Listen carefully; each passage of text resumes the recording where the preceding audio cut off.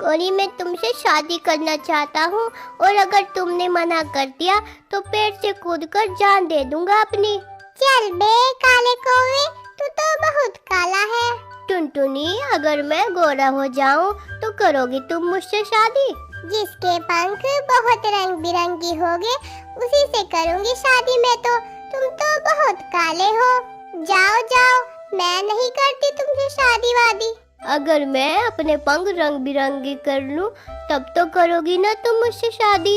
वैसे भी मैं 2 दिन से नहाया नहीं हूँ, मैं भी सुंदर सा बनकर आ जाऊंगा। इतना कहकर कालू कौवा वहाँ से चला जाता है।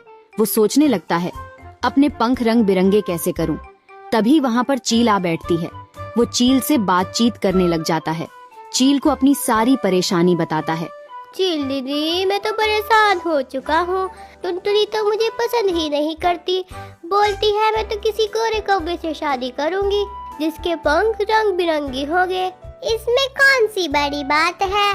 तुम अपने पंखों पर रंग बिरंगी पेंट करवा लो, फिर टुनटुनी तुमसे शादी कर लेगी। अरे हाँ, तुमने मुझे पहले क्यों नहीं बताया? मैं अभी जाकर अपने पंख रंगवा लेता हूँ। तभी कौवा एक पेंटर के पास जाता है और अपने पंख रंग बिरंगे रंगवा लेता है। मैं तो हो गया रंग बिरंगा। अब टुनटुनी चिड़िया मुझे शादी के लिए मना नहीं करेंगी। अब चलता हूँ टुनटुनी चिड़िया के पास। कौवा खुश होकर टुनटुनी के पास चल देता है। वो कुछ ही दूर चला था, तभी अचानक से बारिश आने लगती है और कौवे पर लगा सारा रंग बारिश की वजह से बह जाता है। तभी वो टुनटुनी के पास पहुंचता है। देखो टुनटुनी, अब मेरे पंख कितने सुंदर और रंग बिरंगी हो चुके हैं। तुम कहाँ से रंग बिरंगी हो गए? तुम तो अभी काले हो और काले के काले ही रहोगे। तुम्हारे पंख कभी सुंदर नहीं हो सकते। मुझे नहीं करनी तुमसे शादी वादी। जाओ यहाँ से, चले जाओ काले कौवे। कौवा चील के पास जाता है और उसे सारी बात बताता है कि टुनटुनी ने उसे फिर से काला कौवा बोला। तुम एक काम करो, तुम चाहो तो किसी और पक्षी के पंख लगा सकते हो, कोई ना कोई तो पंख दे ही देगा। जाओ और किसी परिंदे के सुंदर पंख ले आओ। क्या कहा? किसी और परिंदे के पंख? लेकिन मुझे कोई पंख क्यों देगा? यार, मैं पंख कहाँ से लाऊं? अब सोच रहा हूँ किसी पक्षी के पास जाऊं। इतना कहकर कौवा उड़ जाता है और मोनी चिड़िया के पास जा पहुँचता है।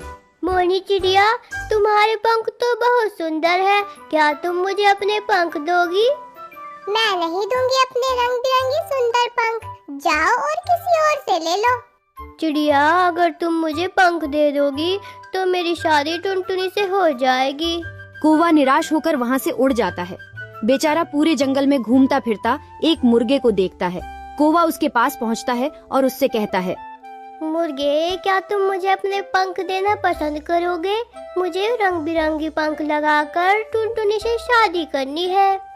क्यों नहीं, क्यों नहीं, मैं दे सकता हूँ तुम्हें अपने पंख, लेकिन उसके लिए तुम्हें मुझे कुछ मक्का के दाने खिलाने पड़ेंगे। भुट्टे के दाने तो मैं ले आऊंगा मुर्गे भाई, चुरा कर।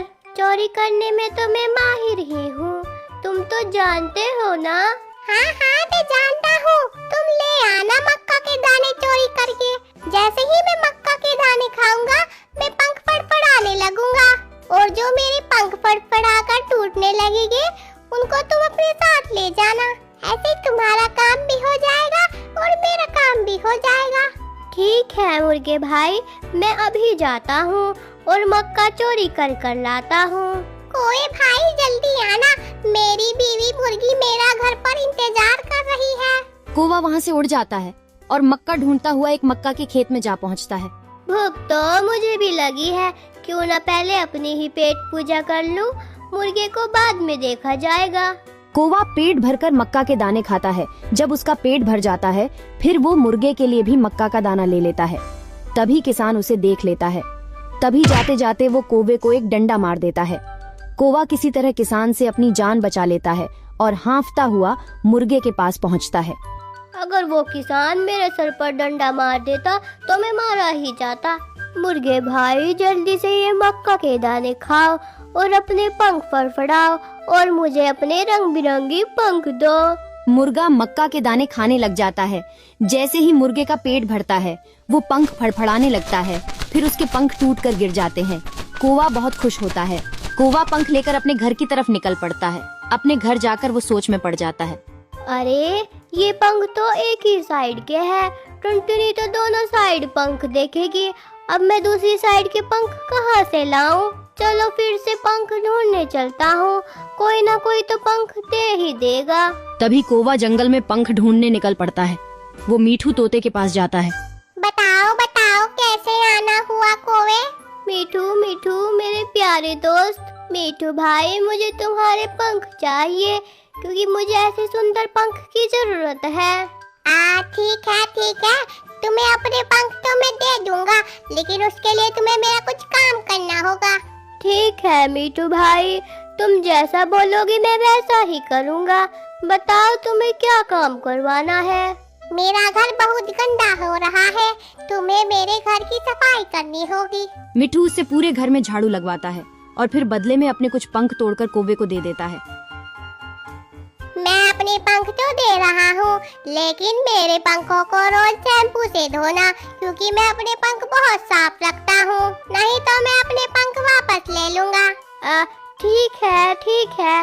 वैसे भी मैं शादी के बाद तो रोजाना नहाया करूँगा, वरना मैं और काला हो जाऊँगा और टुनटुनी को मेरा काला रंग पसंद नहीं है। इतना कहकर कौवा पंख लेकर उड़ जाता है और वो एक दुकान पर पहुंचता है। वहां से वो एक ग्लू खरीदकर घर ले आता है। फिर उन पंखों को ग्लू से चिपकाने लगता है। वाह कल्लू, तो बहुत सुंदर लग रहा है। अब देखना टुनटुनी तुझसे शादी करने के लिए कैसे पीछे पड़ेगी। अब चलकर टुनटुनी को दिखाता हूँ। कौवा टुनटुनी के घर चला जाता है और जाकर टुनटुनी को आवाज देता है। टुनटुनी दरवाजा खोलो, देखो मैं तुम्हें लेने आ गया हूँ। जल्दी से दरवाजा खोलो टुनटुनी। इतना सुनकर टुनटुनी बाहर आती है। देखो मुझे, अब मैं कितना सुंदर और रंग बिरंगा लग रहा हूँ। अब मैं तुमसे शादी करने आया हूँ। अब चलो मेरे साथ टुनटुनी। तभी टुनटुनी कहती है कि उसने तो शादी कर ली है। क्या कहा टुनटुनी? तुमने शादी कर ली? देखो मैं रंग बिरंगी पंख लगा कर आया हूँ और तुमने शादी कर ली। जब कौवा वहाँ से नहीं जाता, टुनटुनी अपने पति को बुला लेती है। अजी देखिए जरा, ये कौवा मुझे बहुत परेशान कर रहा है, आप ही संभालो इसको। इतना सुनकर टुनटुनी के पति को गुस्सा आ जाता है और वो कालू की पिटाई कर देता है। कालू कौवे के सारे रंग बिरंगे पंख टूट जाते हैं और वो पहले के जैसा ही हो जाता है।